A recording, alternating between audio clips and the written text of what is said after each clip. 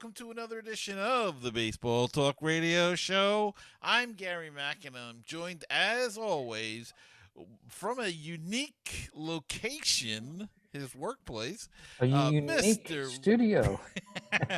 Mr. Rich Baxter. Rich, how are you? All right, Gary, we had to get this show in. We had some technical difficulties last night, so we're going to shake up the world with this show tonight. We're going to do it a little differently, but and we even have a special guest probably for a little later. We'll keep him under wraps for now.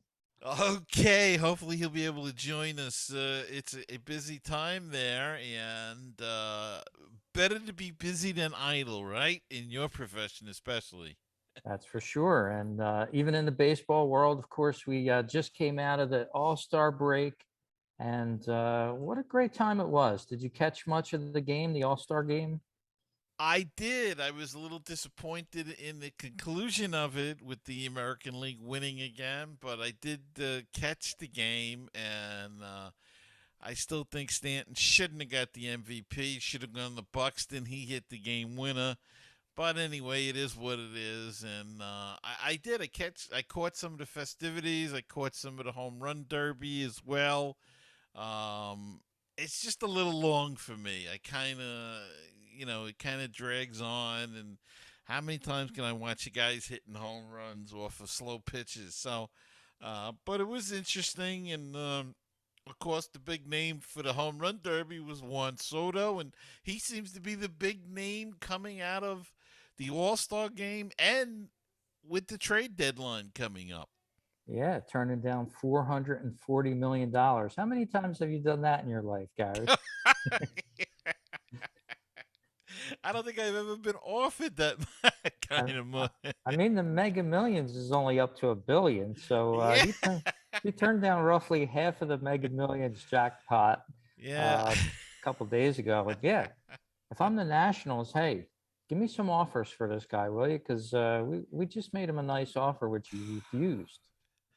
But how many teams are going to have that kind of money and more to sign this guy? Yeah, you're going to have him for 2 years, but I think what the Nationals are going to be asking for him, they're talking about, your top two or three prospects in your farm system, plus somebody on your major league roster.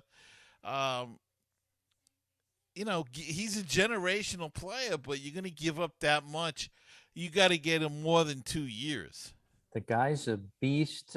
Whoever ends up with him is going to have a good player for a couple of years, but who's going to give up that much? As you said, the Phillies, I don't think would do that. They already have Bryce Harper locked in for that long contract. JT Realmuto making a ton of money.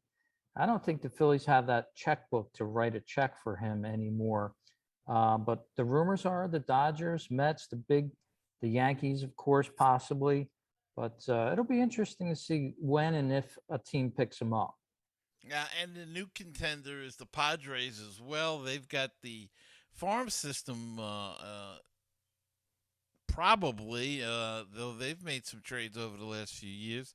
I know one deal that somebody was suggesting from the Mets' point of view was rather heavy. They were talking about Jeff McNeil, Tyler McGill, and then Francisco Alvarez, who was the number one prospect of the Mets and all of baseball now, according to the MLB pipeline, along with the Mets' 2 and 3 prospects, Batty and Mauricio, and I think they had Vientos in there too, which would just wipe out their entire top level of their farm system. And I'd like to have Soto on the team, but I don't think I can do that, especially when you've got a catching prospect that is 20 years old and is the number one prospect.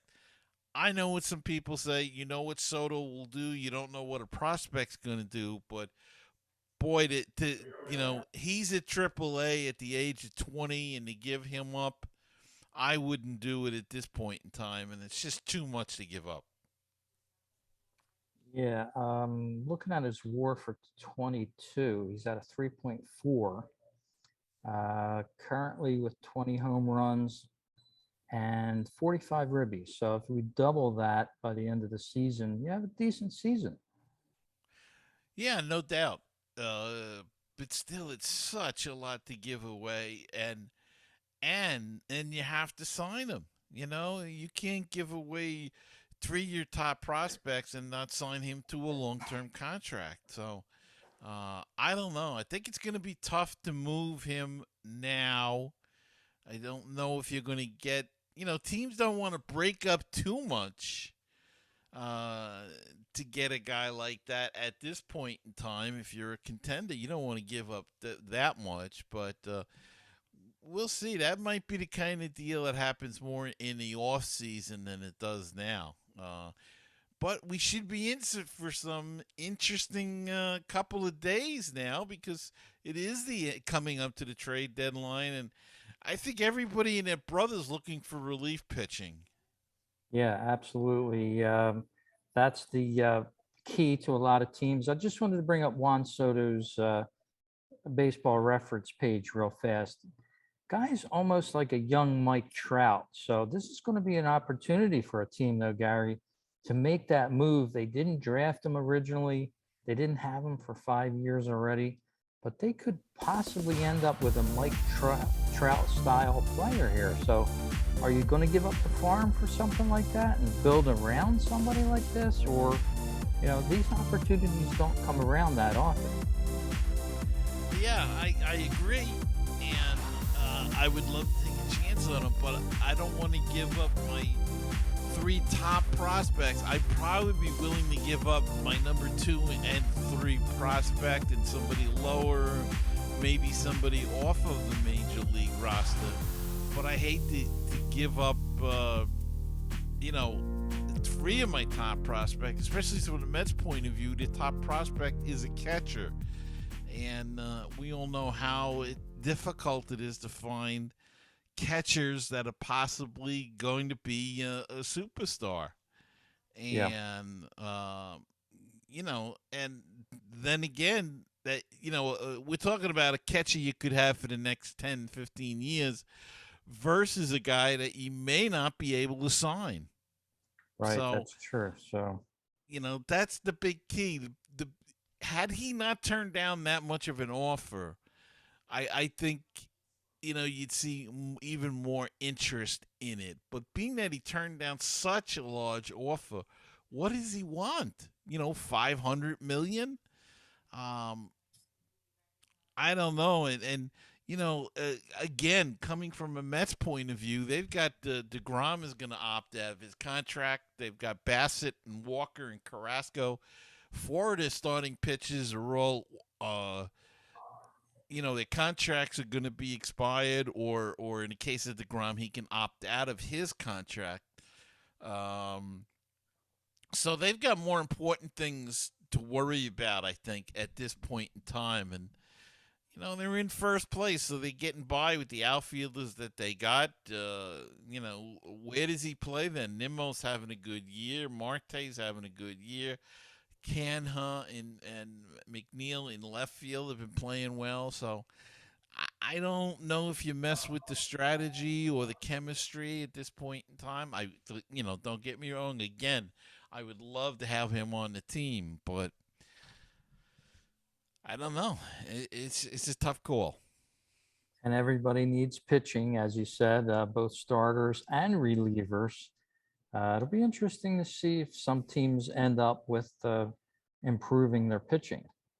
Now, the one thing some teams could do is they could take a bad contract from the Nationals, like a Patrick Corbin, and hope that a change of scenery helps him. He's having a struggling year, but maybe a change of scenery, he rediscovers, uh, his ability, and that might get you out of not giving a top prospect. If you're willing to take the contract and that kind of money. But the Phillies and the Mets are both in a situation where they're in the same division, so that could be tough for Washington. They're not going to want to face Soto. uh, that amount of 19 times or whatever it's going to be next year if they would trade within the division. So my guess is he's going to go out west, probably to the Padres. Though the Cardinals are making a strong bid as well. I would put them as the two front runners. So we'll see. It'll be interesting. And, teams are still looking at Trey Mancini. Could be another guy that they go after. I know the Mets are talking about him a little bit. But Baltimore's still hanging in there. So it'll be an interesting week. Yeah, it sure will. Baltimore coming out of nowhere, it seems. They finally put something together in the AL East, and they seem to keep winning. So that's good for them. And of course, we had the Subway Series this past few days, and I know you love the results of that. Yes, I did. Mets swept the Yankees, and the first game was nice. I got a little nervous in the first inning because the Yankees jumped off to a two-run lead right away, but then the Mets came back in the bottom of the first, grabbed the lead, then never gave it up. And last night Scherzer was just unbelievable for 7 innings, shut down the Yankees. Of course, the bullpen comes in and right away gives up the 2 runs to tie the game. But the Mets with a walk-off win in the ninth inning. It's always a great pleasure to beat your top rival, and certainly that's the Yankees. When it comes to the interleague play, I would say the Braves and the Phillies in the division. Those are the top rivals for the Mets. But yeah, it was a fun 2 days, and I have to admit that I'm not a big fan of the series. I enjoyed it when they first started, but years ago there was a lot of ugliness in the stadium. When I had season tickets, I used to go. They used to be on a weekend, and it was a 3-game series, and there was just a lot of ugliness about the whole thing. Right, right. And at least this year, it with both teams playing well and in first place, it balanced out in the ballpark. From what I could see, there was more Met fans than Yankee fans. I can remember going to Shea Stadium. There'd be more when the Mets were bad and the Yankees were good. There'd be more Yankee fans there than Met fans. So, uh, I don't know if it's as ugly as it used to be, but it got ugly sometimes. Lots of fights and stuff, and I just kind of lost the luster for for those series, but I did watch it. I forced myself to watch it, and it was enjoyable. Yeah, like you said, getting back to the home run derby, I've got about a 15-minute window where I can watch it.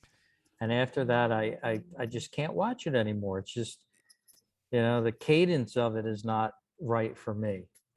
Yeah, I mean it's fun and interesting the first couple of guys, and then I don't know. It's just kind of the announcing kind of gets on you. I don't know. Did you ever watch the old show, Home Run Derby?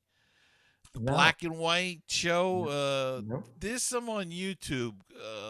Mickey Mail against Willie Mays and stuff like that, and they did it real low key, but it was kind of more interesting, and it was uh, broken up more, and it was only one guy against one guy.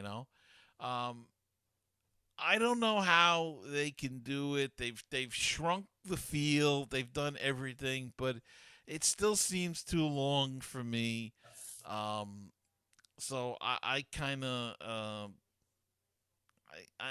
I kind of lose interest myself. I, you know, I don't know if you remember a while, like 20 years ago, they used to have a skill test too, besides the home run derby. And then mm, somebody got hurt, so I think they canceled that. But I'd like to see something like that pitch.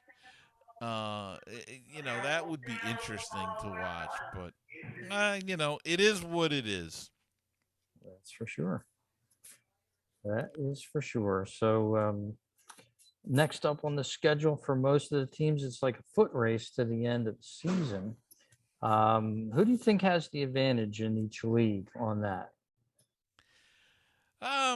Well, I think it's gonna be some interesting things. I mean, naturally, the Dodgers are probably the favorite in the National League, but the Mets are right behind them. Uh, the Brewers and the Cardinals are fighting it out in the Central. If the Padres do get Soto, that could change their whole thing. And they're a tough team as it is, but they could give the Dodgers a run. So it's hard to say. I think it's really kind of a toss up.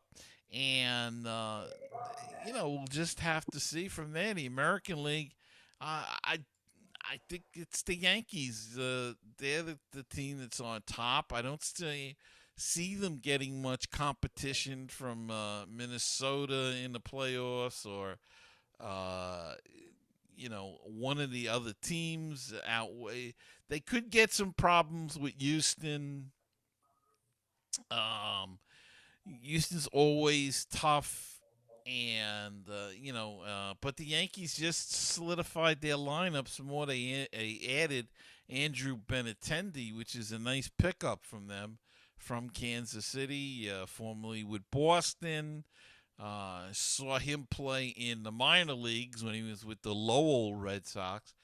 And he's a good player. So, they're going to replace more or less Joey Gallo with Benintendi, who doesn't hit as many homers, but is a better hitter, better outfielder. So they made a good deal there. But again, with the Yankees, it's the pitching when you get to the playoffs. Do they have the pitching and good pitching? Don't forget you're going to be seeing one and two and maybe three the team's top pitchers in these playoffs. And we saw what Scherzer did to the Yankees yesterday. So he shut down Aaron Judge. He shut down the whole lineup. So that'll be interesting to see whether Minnesota, can continue what they're doing.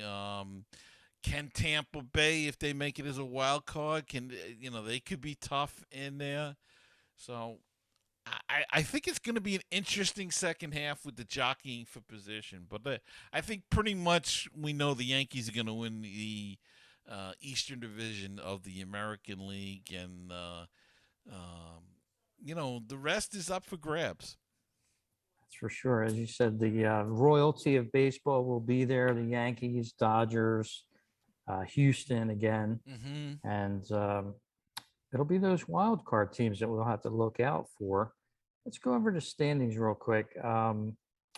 We've come up against time here a little bit. So the Right. Yankees have that 66 and 33 record, which is awesome. Not another team to catch them, I don't think, for the rest of the season. Yeah, it's going to be tough. 11 and a half up. Don't see them giving up any ground. And I think it's safe to assume that the Yankees and the Astros win their division. And the one to watch will be the Central in the American League and the wild card race. Yeah, yeah. The Central Minnesota now holding that down, but Cleveland coming back on them, just 1.5 games back. And out west, it's Houston with a commanding lead out there. Mm-hmm.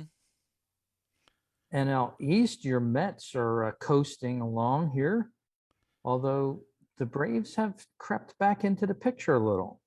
The Braves crept back. They got it down to a half a game, and uh, then they lost a couple of Mets, won a couple, so we're back up to three. Thank goodness.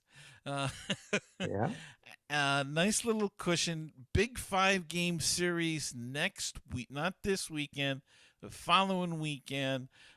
Mets and Braves. That's gonna go some, but I think that's gonna be a battle all the way to the end. Hopefully, the Mets, from my point of view, they will hold in on that and take the division. But Atlanta's still there, so. And then in the Central, there's a nice fight going on there too between Milwaukee and St. Louis. Three games separate them, so that'll be interesting to watch. The West, it looks like the Dodgers again. They've got an 11 and a half game lead. Even if the Padres get Soto, can they make it interesting? I don't know. 11 and a half games is a lot to make up.